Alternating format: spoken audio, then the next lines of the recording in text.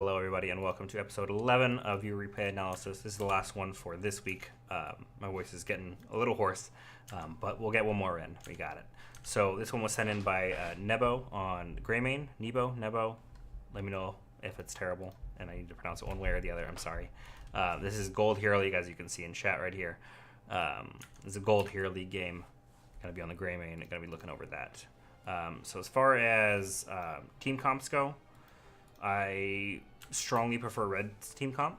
Blue team has some decent PvE, right? They have Rag to stop shrines if you can get Molten Core off at the right time. Diablo or Nebo if the game goes on for a while.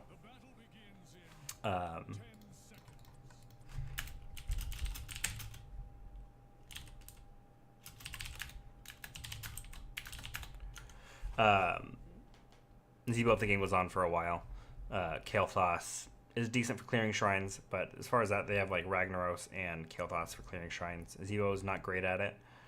Malfurion's decent at it, but in general, red team has very good pick-off potential, right? They have a Variant Taunt into an Anubarak, into, even an Uther Stun, into Greymane Burst. Like, they have a ton of burst damage and a ton of lockdown onto this red team, so I really, really like this choice. I really like this comp on red team. And Gul'dan is excellent for clearing shrines, as is Greymane. Who's honking outside? Does draft really matter in Gold? It helps, right? It helps to think about and go over, even if it's not the most high priority thing. So High King's Quest, though, we might get a Twanblad's variant and not a taunt, though. We'll see. So for level 1s, right, as Arthas gets flipped, or not Arthas, sorry, that is Varian. I was like, we have Sulfurous Hungers on Rag. Gonna go for the Q build. Try and stack that up as quick as possible. Devil's Due, Widowmakers, Fellow Infusion, and Scouting Drone. What I would say is kind of weird would be Fellow Infusion here. Generally, you want to go Mana Addict or Convection if you feel really spicy.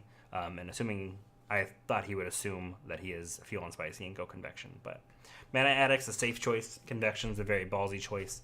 Fellow Infusion is okay. It's not bad. I kind of like it personally, but it's not the go-to generally. We have High King's Quest, Echo Corruption, Wave of Light, and Beetles and Cocktail build up here. Cocktail build, fairly standard. It's pretty good on this map, right? You're going to be hitting a lot of heroes in the shrines after you get 7. You're going to be getting a lot of stacks fairly quickly on shrines. High King's Quest, though, is it worries me that we're going to see a Twanblad's,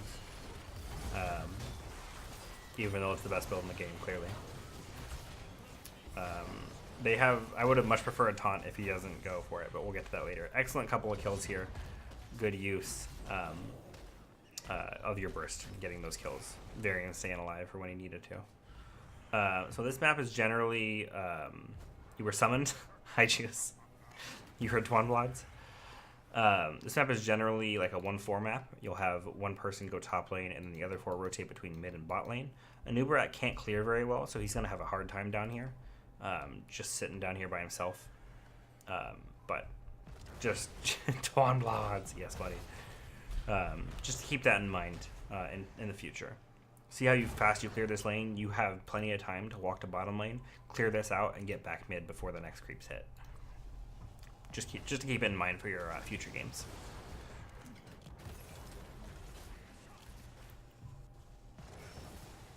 Just gonna be poking, because right here you're not really getting any value, right? You're getting a little bit of poke damage off on them, not a ton of value. You're getting your quest, I guess, a little bit more completed onto the Gul'dan, but you're not gonna get any damage onto this floor with 3 people here, or the wall, and he's having some problems down here. You're actually gonna head up top. He does have a hard time clearing this lane against Nebo, so it's not a bad choice. But he does scout, or he smelled that one out. He has 2 swords, right? Literally 100% better than 1 sword, right? Nothing wrong with it. But that being said, you guys are going to hit for a decent amount before them. Diablo's flip doesn't end up going well. It was a good jump to the minion. If you were going to escape that way, that was a good little move to get yourself closer to your gate and into Worgen form so you can roll out. It's a good presence of mind. Good thing to keep in mind. If you get attacked, you can always jump to an enemy creep and get out a little bit quicker. On Greymane, though, ideally you can take one of these camps before the first thing spawns. It's not super necessary, but it is very helpful to get some map pressure going while you go for the first shrine if you want to contest it. First shrine is bottom. You guys are 4. The enemy team is not. They are going all in on this shrine, though. They are all here. Isn't it actually 200%? It's 200% as effective. It's not 200% better, right? Because that would mean 3 swords. It's, you know, it's depending on how you want to look at it. It's 200% better would mean it's 300%. And fucking, I'm done. This is a stupid distinction anyway. Who cares? Oh, that was an unfortunate double kill for your team. You do get the kill onto the Nebo, which is not bad. So you guys should be able to clear this. And Rag pops this early, which means if you guys were to pull all the creeps to this side, you see how it ends right here? You can see the outline, the little blue tick marks. That's the max range that he can go with his abilities. So if you were to pull all the creeps to this side, he can't really hit them. He can with his W, his W a little bit, but he's going to have a hard time. Maybe you care? Okay, I'm sorry. We'll go over it in a minute. We can talk about it in a minute. But yeah, so you guys are going to go kind of even now because you're fighting under this. You are very low here. There's a very ballsy choice to go in there, but they didn't have cooldowns, so they didn't punish you for it. However, they are going to walk in and clean those out. And that's going to make it hard for you guys to finish off this before they do. This is very close, actually. 38, 34. You might be able to get these kills as well. Good couple of kills. You get the kill on a Nebo. Oh, no. The Nebo Spiders got that last one. Unfortunate.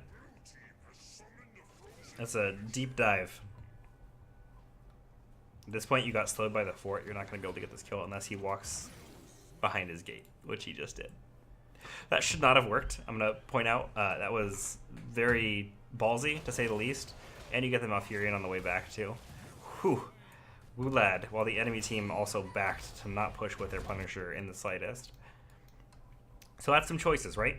So let's go over that real quick. This should not have worked like that. If he was smart, he would have juked back and dodged your cocktail. And also the Malfurion would not have been walking back that direction when he knew you guys had just killed their kill at the bottom keep if he was paying attention. Sorry again for my dogs in the background. They're losing their shit over probably nothing. And because the rest of their team backed and didn't push with the Punisher at all, you're not going to take very much, if any, damage onto your fort. So this ends up being very good for your part, for your team, but it could have gone way, way worse. But luckily, in this case, it did not. So if you were the enemy team there, you would definitely want to send at least one person with a Punisher, right, just to get the XP and get some poke damage, and then send a couple people to the other lanes to get XP in those other lanes as well. And not suicide. So that was a couple of choices on the enemy team's part. Kempos. It's a good call though. You do have a slight talent advantage. I didn't even go over 4s, I'm sorry.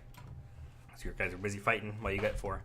We got Catching Fire, which is again fairly standard for like a Q build rag. Speed Demon on Diablo. I don't like this as much. Gold though, so KT has no brain. Unfortunately he did not think to dodge. Speed Demon on Diablo I don't like as much, right? You have the 2 stuns, I guess. You have 2 stuns out of a Nubarak potentially, and 1 stun out of Uther. But movement speed isn't going to be super key for him. The Shadow Charge range would have let him get to the Gul'dan in the back line. Hex Crawlers on Nebo. If you're going to go for a Q build, commit. He's committing. He only has 1 wave actually stacked off of his Voodoo Ritual at 4 minutes, which means he has been in lane for exactly the duration of 1 wave, which is very, very bad. He needs these stacks to have a late game, so he's not stacking well currently. Netherwind on Kael'thas is fairly standard. Increased range is very, very good on that skill. Nothing wrong. Your stream lags, so you're really behind, by the way. All right. Vengeful Roots on Malfurion is the greedier pick. It's the greedier pick. It gives you more damage later on, but it's just, I prefer the range. It's hard to justify giving up the range for some more damage on a team that already has an excellent amount of damage. So I don't like that choice from Malf. Shield Wall on Varian is pretty much the go-to. Warbringer's not as great anymore. It just doesn't really compare to completely protected. It's so hard to compare to that. Improved life tap, fairly standard on Gul'dan. Holy Fire on Uther, and then Cocktail and Beetles clearing up. I like the Beetle build on a Nubarek a lot, by the way. I didn't mention that earlier. Beetle build on a Nubarek I think is really good right now, so I am a-okay with his build. We'll go over 7s as soon as the blue team hits 7 as well. But for now, just clearing up camps. Diablo's going to poke out a little bit. Nothing too exciting happening. Nothing crazy. Just getting some stacks. Actually, he's going to eat a decent amount of damage for his trouble walking up to that lane. Good pressure on the Malfurion. Like, he didn't have a teammate there. You might end up taking some damage off the Kael'thas right here, though. He whiffs his W. Or his E, sorry. That lets you get away scot-free, though, which is very good for you. You get that bottom camp as well, so you have pretty good map pressure going into this second Immortal, which is going to spawn fairly soon. You might have time if you have people rotate up for that top camp as well. Flip onto the Uther. Not going to go down, though. Going to get some decent damage from the mouth, but you're not going to kill him. So let's go over 7s real quick before anything crazy happens. We have Hand of Rag on Rag, obviously. It's standard Q build. Commit to it. Diablo hasn't chosen, but I'm assuming he'll go either Spell Armor or what's it called? Or the Health Regen here. I might go Health Regen here with only a Malfurion healer. Health Regen's pretty good with only a solo healer. You have the Q build continuing on the Nebo. Living Bomb is that spread. So he's going for kind of a full Living Bomb build on Kael'thas. It's a choice. It's not a great choice in my opinion, but it's a choice. Furion also has not picked yet. I'm assuming he will go for the healing reduction on Roots, though. Second Wind means we are probably seeing a Twin Bloods. It's coming in, boys. Got the Twin Bloods variant on lock. Hunger for Power is fairly standard on Gul'dan. I might like not this, though. Instead, I know Gul'dan. I play Gul'dan. I promise I play Gul'dan. He's like my second most played hero.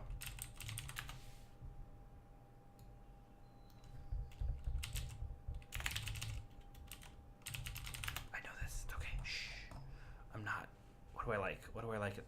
Oh, okay. I go Bound by Shadow. I'm crazy. It's the Q makes your E cooldown faster when you hit people with it. That's what I would prefer here because you only have a solo Uther healer. You're not getting much healing anyway. Not sure I believe you if you play Gul'dan if you have to Google a silly talents. Dude, I'm just bad about talents. I'm like, okay, I playing, I wouldn't have any question about what talent I go, right? I would be like, yes, I go this talent every time. But when I think about it, I'm like, is that talent at that tier? Am I wrong? I don't want to be wrong, right? I want to say the right thing. I don't want to be incorrect on stream. I would feel bad about that. I'm sorry. Guardian of the Ancient Kings onto Uther. It works against rooted heroes, so it's pretty good against a Malfurion. I like that choice there. The Cleanse would have been okay as well, but not amazing. So Guardian's not bad. And then Cocktail and Beetles continuing onto Greymane and Nubarek respectively. Yeah, that's right. I second guess myself a lot, and so I'm like, I don't want to be wrong, right? Like I don't want to sit here and spout false shit. So I would rather double check and be correct the first time than just confidently say the wrong thing and be like, I go this, and then it's not even on that fucking tier. He had a decent amount of mana. He probably could have stayed around, honestly, but you do get that camp. Unfortunately, it is a top lane Punisher. You thought a guy would be with pink hair be very confident in himself? Oh, you don't know me. I'm sorry.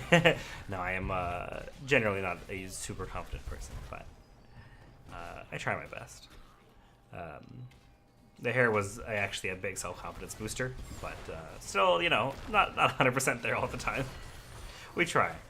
But you guys do have an advantage here. You are a full level up, and then some. Nubarek blocking them off. You guys should be able to take this out fairly easily. Especially if Rag goes to Molten Core instead of saving it for the Punisher, which would be probably the correct choice here. But yeah, nothing else too crazy going on. Just kind of poking back and forth, but you guys finished off the shrine. Rag's, I think he's thinking about if he wants to go back and do Molten Core or not. You guys are on even tiers. If he was going to do it, I think he would have done it by now, so we'll see. Let them come in. It's a good call, right? Like, if you want to fight, you're 10 now. Rag is going to Molten Core, but it's very late at this point. You already have 30. He's not going to get a ton of value again. So because you can see where the tick marks are, you can see where his max range is. And then if you pull them to this side, like where the variant is, they just can't kill him with Rag. So Diablo's going to poke in, eat some damage for his trouble. Nothing too crazy. You guys do need to back out a little bit, but you are 10. No one on your team has chosen an ult, though. We do have a taunt. I spoke too soon. We do have a taunt coming out of Variant. Go for the throat cocoon.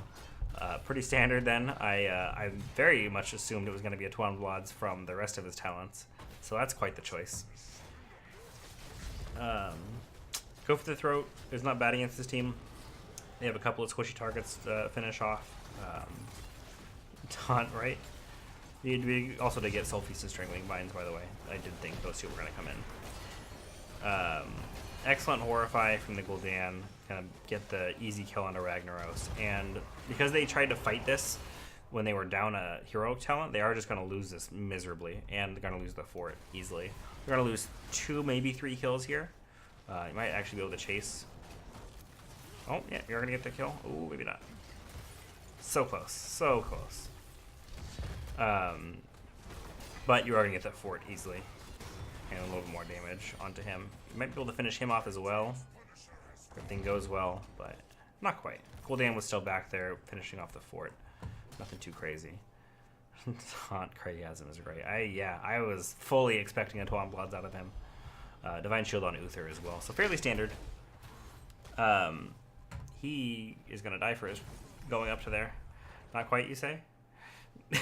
Man, I was wrong. I was very wrong. That was quite the play on Diablo's part. He didn't need to go up there for those. I guess he assumed everybody had backed, but still, going up there with that little health is very, very dangerous. Lava Wave, Phoenix, Gargantuan. I would have much preferred to see Sulfuris here. Lava Wave is not great, especially if you're behind. It's just not a great tool. It's okay when you're ahead to like create huge pressure and force the enemy to either fight you, like, or just lose lanes, kind of thing. But when you're behind, it's not great. That being said, Phoenix, Gargantuan, fairly standard. Nothing crazy there. This is gonna go bottom. It's gonna get 2 waves, and part of this, not completely clear out this camp, but decently. Used to think taking Viking's Quest means he started the game wanting to go Twin Blades. Yeah, maybe. Then we have Lightning Breath and Twilight. So right here would be like the best use case for Lightning Breath, but he's too low and he can't. So we didn't. And Twilight Dream is going to be used on fleeing enemies. Not going to get any kills with it. You guys are all going to get out safely. As long as you don't keep fighting, you should just back out. Gold players don't dodge Lava Wave though, so it's decent. That's fair. They dodged it pretty well there, but it was kind of early and not while they were actually fighting.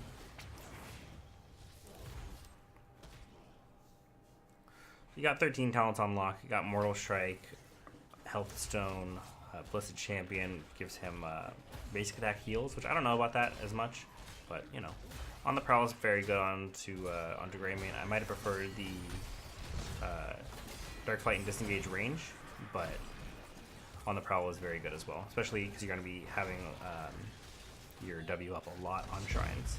And then Eradicating Spines onto the Alarak, or not Alarak, Anubarak, sorry. Oh, the Malfurion did get body blocked and is going to go down. As well as the Nebo. They 4 for nothing. You guys are firmly ahead now. 3 levels up, almost 4. You're going to have a Punisher pushing mid lane, which unfortunately they have a forward in still, but Anubarak's doing the right choice in trying to push this out before the Punisher gets here, so as to not waste too much Punisher time killing creeps and starting a fort off.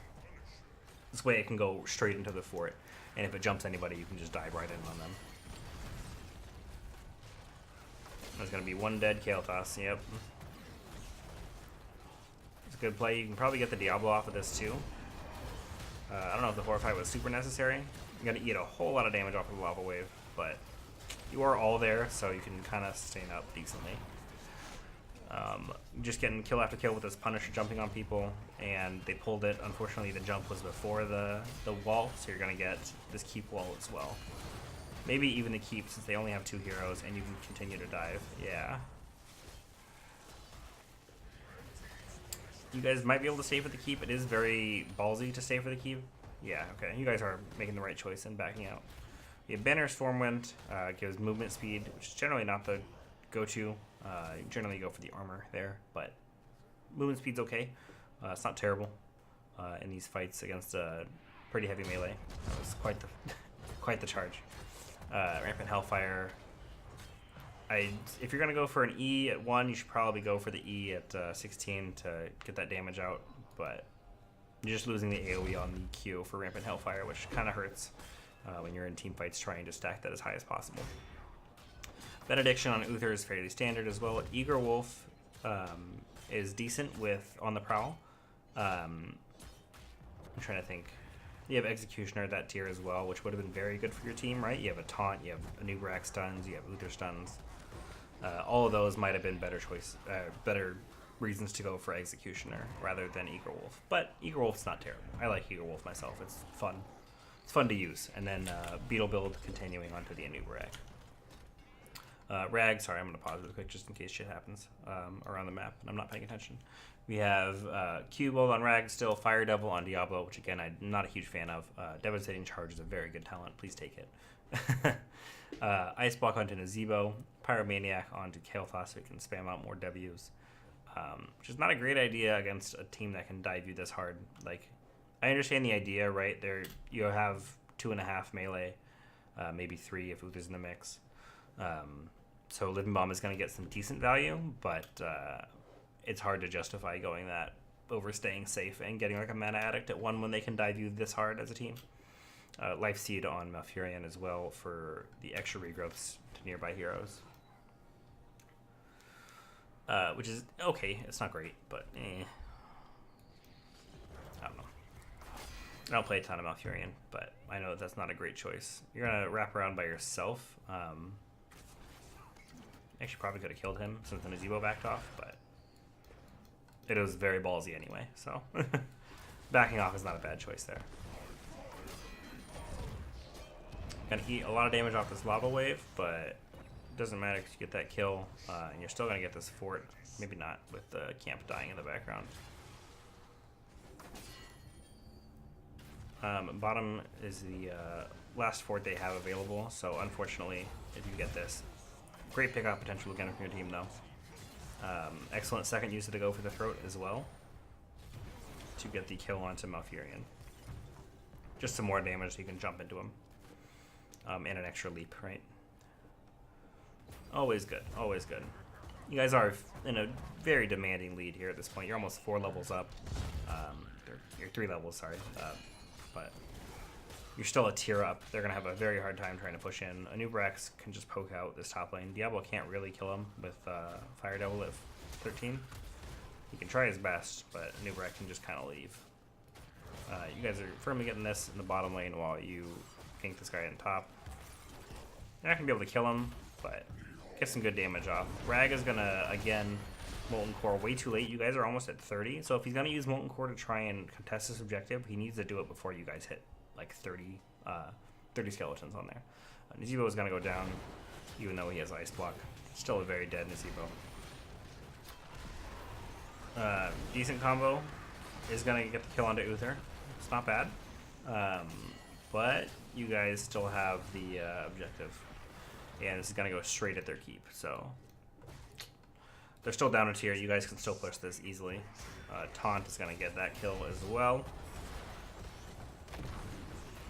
And now you guys can just kind of push forward as much as you want because they have no Rag. They have no Molten Core still because it's down. They have no Lava Wave for 30. You guys can just kind of push this freely.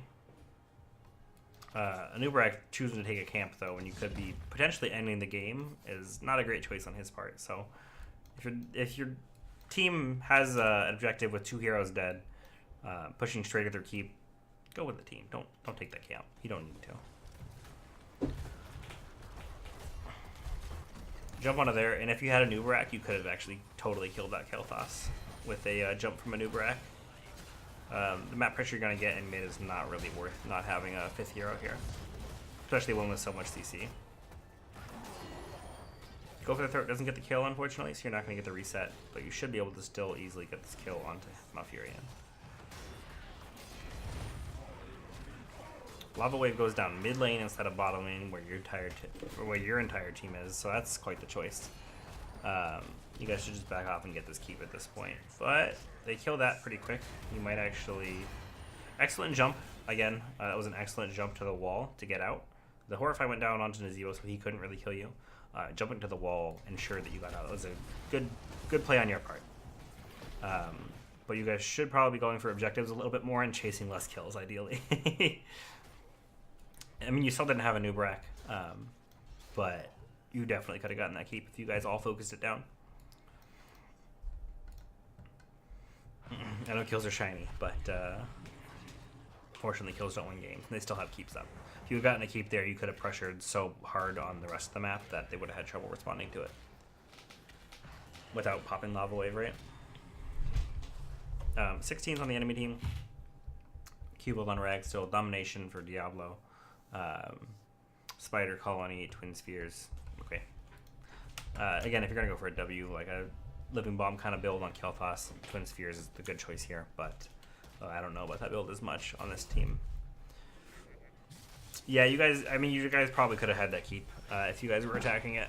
I know, but ideally you should have had 5 there anyway, which would have fixed that problem, but Nubarak's just gonna be able to walk out. It does pop the cocoon though. You guys aren't in position to really do much off of it, but Lightning Breath gonna go down. Demonic Circle pop by Gul'dan. If you're gonna put it that far back anyway, just put it in spawn.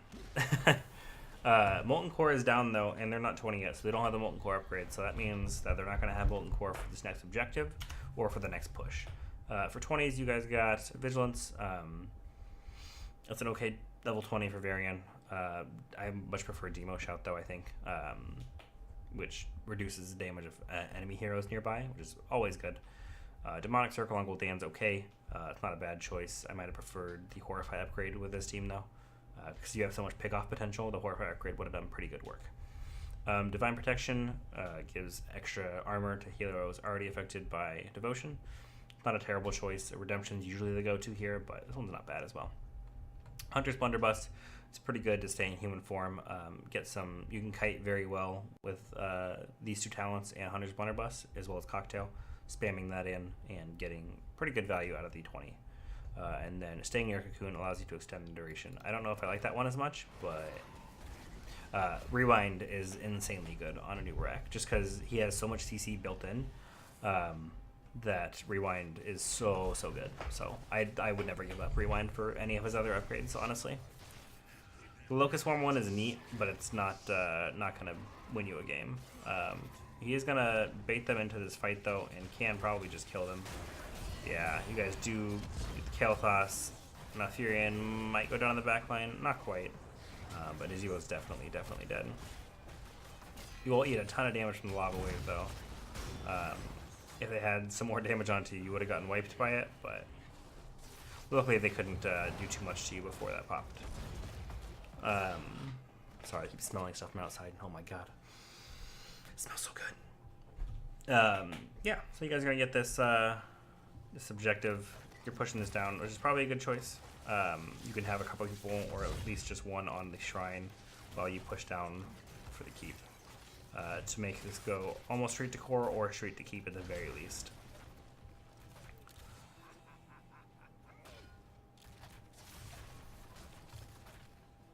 And you have beetles tanking, so at this point you can just kill you keep. That tower's not going to do too much. You probably should have focused the keep there, ideally. But so now you can't really get much value onto the keep. It's going to whiff the gravity collapse though, or, right? Yeah. Excuse me, sorry.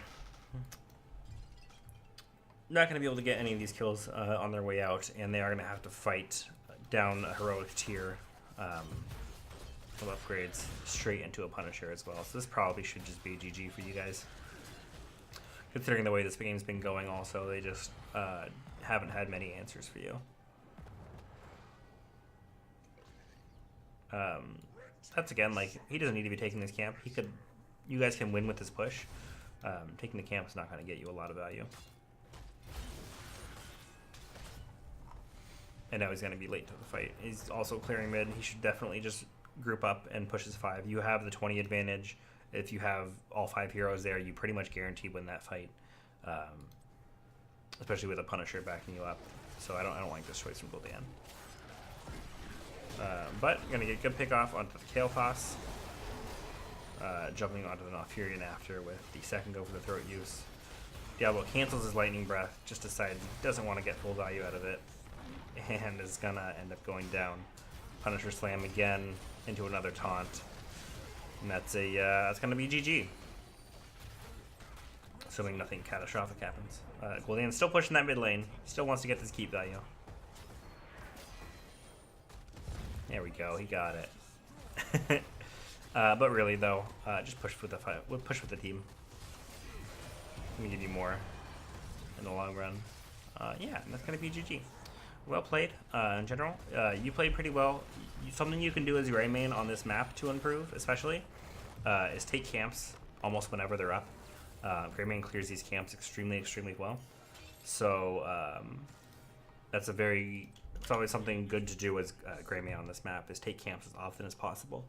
And try and get the timings down for the objectives, so you can take a camp right before an objective spawns, kind of thing. But yeah, in general, you played pretty well.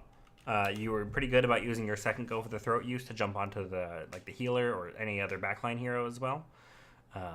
Another little thing you can do as Greymane is, once your first go for the throat got procced, you can roll out into human form and then jump again with go for the throat, and turns you back into Worgen form and gives you a little bit more range onto that jump if you need to dive a backline even further. But that being said, you guys played well. You had really good pick-off comp, and you executed fairly well on it. So, GG, and that's going to wrap it up for my viewer replays for this week. Thank you guys so much for watching, though, and I'll be right back.